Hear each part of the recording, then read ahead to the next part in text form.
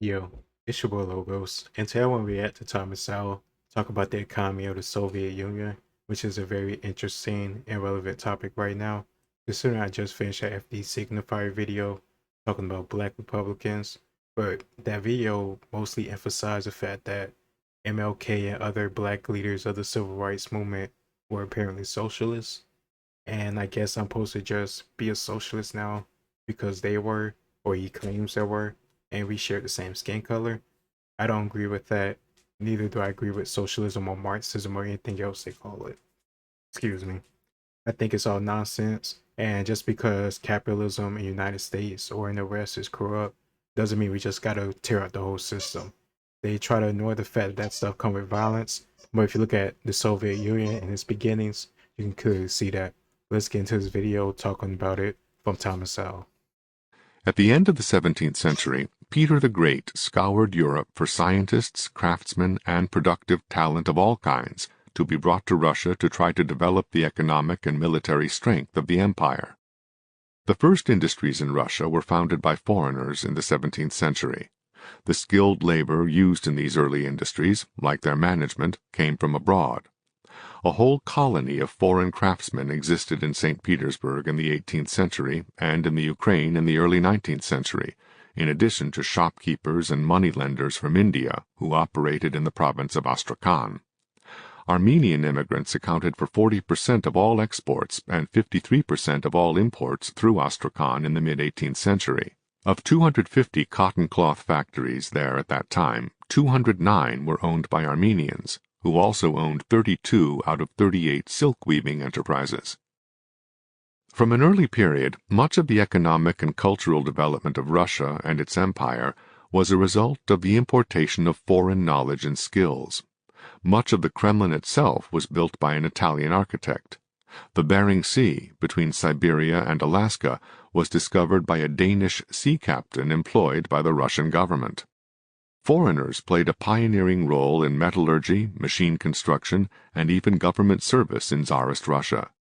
These foreigners included both sojourners and permanent settlers, individual entrepreneurs and whole groups, such as the German farmers who settled in colonies on the Volga and the Black Sea in the 18th century.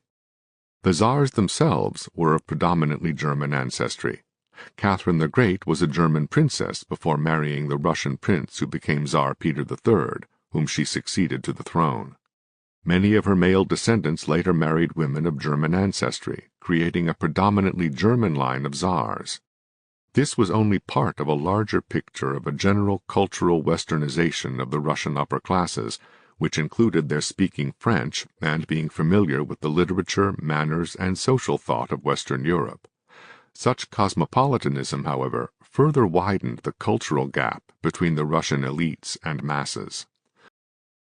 I only want to pause it because I find it funny nowadays when people say, oh no, doing certain things is taking away your culture and going along with white culture or Western culture and this, that, and the other, and it's somehow making a race issue.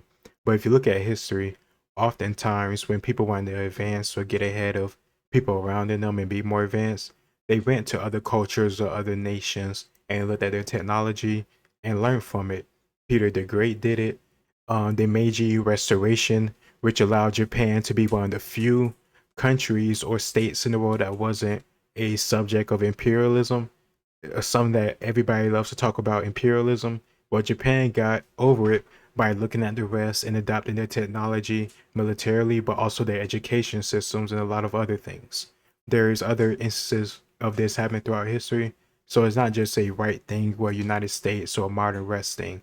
It's just a human thing. And you adapt or you die. And Peter the Great chose to adapt, and that's why he's known as the Great, not just Peter the Nobody. Because of the huge size and large population of the Russian Empire, even modest economic progress in particular sectors could translate into vast quantities of output in absolute terms. Thus, by the early 18th century, Russia had the largest output of pig iron in Europe, though it lagged far behind Western Europe in the efficiency with which that pig iron was produced. In the middle of the 19th century, Russia produced more yarn than Germany. Nevertheless, as Russia advanced economically, the key roles in that advancement were played by foreign entrepreneurs, and, to a considerable but lesser extent, by foreign capital. The first woolen mill in Russia was erected by the Dutch. The mining and processing of both iron and copper in Russia owed their beginnings to German and Dutch mining engineers. The oil fields of the Caucasus were developed by the English and the Swedes.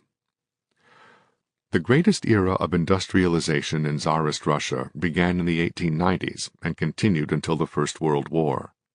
Even this late in Russian history, foreigners remained a dominant factor, supplemented by the work of domestic minorities, such as the Jews, the Baltic Germans, and educated Poles. From 1885 to 1913, the annual growth rate of Russian industrial production averaged nearly 6%. For the period from 1860 to 1913, Russia's industrial growth rate exceeded that of Britain, France, or Germany, and was comparable to that of the United States. However, the level of industrialization at which it started and ended was not as high as in Western Europe or the United States. Nevertheless, it was an impressive performance, and the 1913 level of output would not be reached again under the Communists during the next decade. Most Russian international trade had historically been carried in foreign ships, and that remained so during the era of industrialization under the Tsars. Only 3% of Russian international shipping was in Russian vessels. In petroleum, nearly 3/4 of all invested capital in Russia was British capital. By 1899, at least 60% of all coal in Russia was produced by foreign companies. Nearly all electrical streetcars were Belgian. On the eve of the First World War, approximately 1/3 of the sugar mills in the country belonged to Jews, and these mills produced just over half the refined sugar in Russia. At about the same time, the second, fourth, and fifth largest producers of agricultural machinery in Russia were all British firms, the number one producer of such machinery in Russia being an American firm, International Harvester. The electrical construction industry in Russia was dominated by German firms, though a French subsidiary of Westinghouse was also significant. The pattern as well as magnitude of foreign economic activity in Russia provides clues to the sources of Russian economic backwardness. The foreigners specialized in providing what the Russians most lacked: technical and scientific skills, efficient and honest management, and to a secondary extent, capital. Russian managers were notorious for their inefficiency and corruption. A French observer in 1904 referred to the extraordinary waste, to be polite, that reigns among Russian administrators. Even after trained Russians began to emerge over the years into increasingly responsible positions, foreign firms were careful not to use Russian accountants. This business corruption mirrored a pervasive corruption in the Tsarist government, which was by no means stamped out under the Communists or in the post-Soviet era. The scientific and technological superiority of foreign firms was based largely on their copying in Russia the latest advances already in use in Western Europe. While much capital flowed in from Western Europe, there was also much capital raised within Russia itself, which had its wealthy classes, even though the masses of Russians were very poor. Lack of capital was not the source of Russian backwardness. Lack of entrepreneurship and technology were the crucial problems. Once sound and reliable management could be found, and Western technology applied, large amounts of capital could be raised from Russians, as well as from Western European investors. While the foreign-owned firms were new to Russia, they were not untried pioneers, but usually affiliates, subsidiaries, or offshoots of firms with well-established reputations and long years of experience in Western Europe or the United States. It was the reliability of the managements that made the raising of vast amounts of capital possible from both inside and outside Russia. The proportion of foreign capital in major Russian industries was just under 1/2 in 1900, up from 1/4 in 1890, even though the industries themselves were largely created by foreign entrepreneurs. In short, even at the height of foreign domination of Russian industry, most of the capital was Russian, and very little of it was supplied by the Tsarist government. What was lacking in Russia was not capital, but the ability to use capital. That is what the foreigners provided. Seldom were the foreign-owned firms in Russia's wholly owned subsidiaries established with the foreign firm's existing capital. Russian capital and some Russian directors or managers were more common, though the foreign management usually retained controlling interest, even if this was less than 50%. The foreigners tended to handle what they were best at doing: internal management of the firm and assessments of technological and market possibilities. The Russian members often proved to be very useful in external relations, especially with corrupt government officials and with shrewd and scheming Russian elements with which the firm had commercial contacts. Foreign managers unfamiliar with Russian ways often met disaster in such external dealings. The managing of Russian labor was another large and growing problem for foreign entrepreneurs. The difficulty was not simply that the Russian workers were unskilled and unable to handle advanced Western equipment effectively, though these were factors that made the apparently cheap Russian labor costly in practice. Russian workers, often unused to the routine and rhythm of industrial life, tended to be transient or prone to absenteeism, in a word, unreliable. These problems were at their worst at the beginning, and in industries whose inherent work demands could not tolerate such behavior. When the steel industry was established in southern Russia, for example, almost all the steel workers were imported. However, the enormous costs of attracting workers from Western Europe, with wages high enough to compensate them for moving and for the dreary life in Russia, led to attempts to train and retrain Russian workers instead, wherever possible. Foreign workers were therefore a short-term expedient in the initial stages. Nevertheless, the resort to such expedients was indicative of another element of historic Russian economic backwardness. It was also difficult to get Russians to work well with foreigners. While work skills and experience would come to the Russian workers with the passing years, their hostility to foreigners would in many cases also grow, fanned by the rising radical movements that would culminate in the revolutions of 1917. In the short run, the resentments of the Russian workers toward foreigners sped up the Russification of the workforce in order to reduce a source of internal friction. These frictions were by no means incidental matters. In 1900, for example, rioting Russian workers burned the dwellings and belongings of 60 Belgian workers at a glass factory, causing them to flee back to Belgium. A report of a French firm in Russia in 1907 declared, "One must remember that the mass of workers has been heavily indoctrinated in these last years, and their nationalism has been overexcited. The consecutive assassinations of several plant managers have shown this all too clearly." In short, the same bitter resentments directed at more productive and more prosperous domestic minorities, such as the Germans and the Jews, extended to foreigners as well. Ironically, hostility to foreign exploitation was rising just as the return on foreign investments was declining sharply as a result of growing competition created by the inflow of more foreign businesses. Initially very high rates of return, 17.5% in 1895, dropped under 10% by 1898, under 5% in 1990, and under 3% by 1906. The prices of steel products, crucial to industrialization, also dropped sharply during this period as Russia became self-sufficient in this basic industry due to the hated foreigners in their midst. The large role of foreigners in Russian economic development did not end with the Tsarist regime. Only a few years after seizing power, years marked by numerous economic setbacks and catastrophes, the Communists too turned to the West for management, engineering, and technical personnel, as well as for equipment and capital. Much effort and time were required merely to restore the economy to where it had been under the Tsars. As of 1920, Russian production of cast iron was less than 3% of what it was in 1913, and was in fact less than it had been in 1718 under Peter the Great. Similarly, Soviet production in the early 1920s was well below that of Tsarist times in platinum, agricultural implements, steam locomotives, heavy electrical equipment, tar, ammonia, and dyes, among other products. Although Tsarist Russia had such entrepreneurial pioneers of early aviation as Igor Sikorsky and Alexander P. de Seversky, both moved to the United States after the Bolshevik Revolution and contributed in a major way to the development of the American aircraft industry, while the Soviets became dependent on foreigners for the design and production of their own aircraft, military and civilian, and remained so a decade after the revolution. A massive inflow of foreign management, engineering, and technical personnel and capital restored vast areas of the Soviet economy.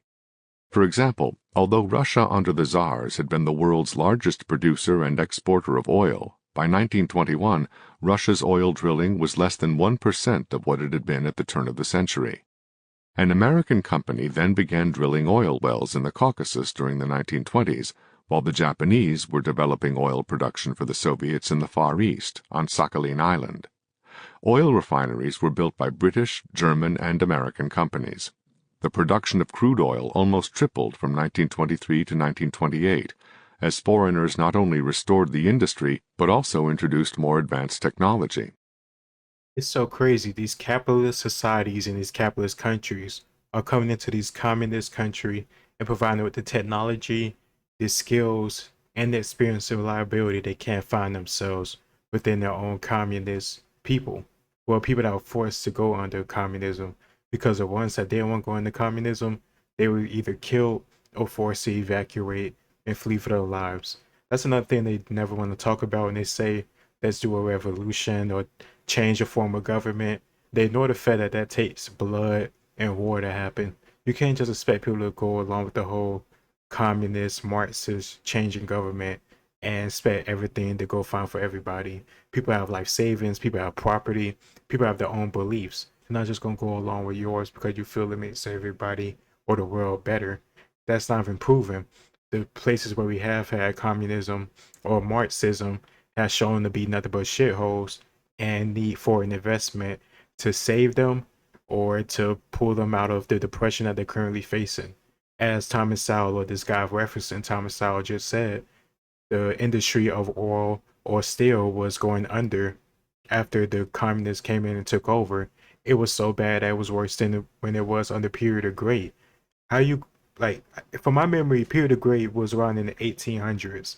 So the idea that he was able to produce more oil than somebody that's at least 50 or 60 years in the future, that just tells me the lack of efficiency within the system that you chose to have. And it clearly shown with the different types of government. Much the same story unfolded in other sectors of the Soviet economy. The average monthly output of coal under Soviet management jumped immediately by more than 50% under American management, and the output of sawmills jumped by 75%. Such well-known German firms as Krupp and IG Farben also played major roles, as did such American firms as Ford, DuPont, RCA, and International Harvester. But many other countries were involved as well. Ball bearings came from Sweden and Italy, plastics and aircraft from France, turbines and other electrical industry technology from Britain. This influx of foreign personnel, equipment, and capital did not end with the restoration of the Soviet economy in the 1920s. Much of Stalin's building of socialism in the early five-year plans was in fact done by capitalists from Europe and America. As late as 1936, the Soviets reported about 6,800 foreign specialists at work in heavy industry alone, about one-fourth of them American engineers. The largest project in Stalin's first five-year plan was a steel mill designed by American engineers and based on a steel mill in Gary, Indiana.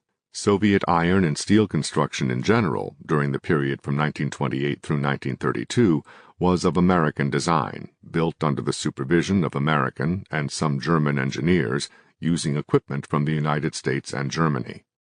Until 1930, the Soviet automobile industry produced only a Fiat truck from Tsarist times. The first new automobile factory under the communist regime was built by the Ford Motor Company in the early 1930s and was modeled after Ford's famous River Rouge plant.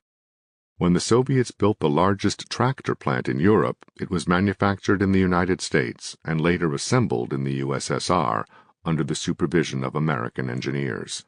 W. Averell Harriman reported to the U.S. Department of State in 1944 that Stalin had said in a conversation that about two-thirds of all the large industrial enterprises in the Soviet Union had been built with United States help or technical assistance.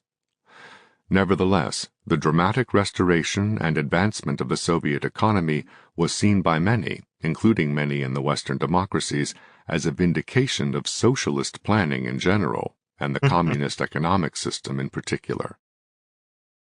It is so crazy to hear that because over and over and over again, we look at the details of communism and Marxism and what happened to the people and what happened to the governments and their outputs and inputs. You clearly see that they can't survive without foreign aid and foreign help. Even within World War II, I would bet that Hitler probably would have won and got in successful Operation Barbarossa if it wasn't for American and British intervention by providing material, money, and then later on, oh well, I wouldn't say they provided training, but if it wasn't for the trucks, if it wasn't for the supplies, if it wasn't for all the other things that allow a war or a soldier to fight effectively, most of that stuff was given from the West and the United States, a capitalist country. I'm not surprised by this information, even though it is all new to me, because you often see the results of communism. It's hard to have progress where you don't have incentive to do so. Giving everybody the same amount of thing or taking people's stuff and redistributing it because you feel that makes people equal isn't what's best for society. Short term, short term or long term. This video just talked about the oil, steel, and other like materials, hardcore materials that is needed from the ground for a country. That he didn't even go into the whole famine that happened in I think Ukraine or Crimea or that region around the Soviet Union once the Bolsheviks took over. How they took grain from the fields of the farmers and took it to the cities, and that left the farmers out in the rural areas to starve to death.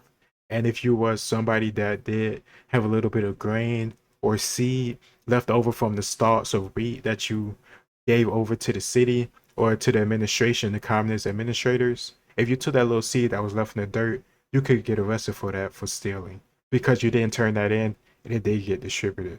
It's nonsense like that that causes, I don't know, just collapse. But to even get this, to get Marxism in the United States or in the West, I can't help but think that will only happen under a civil war or some other type of extreme scenario. There's no way in hell people just gonna go along with Marxism.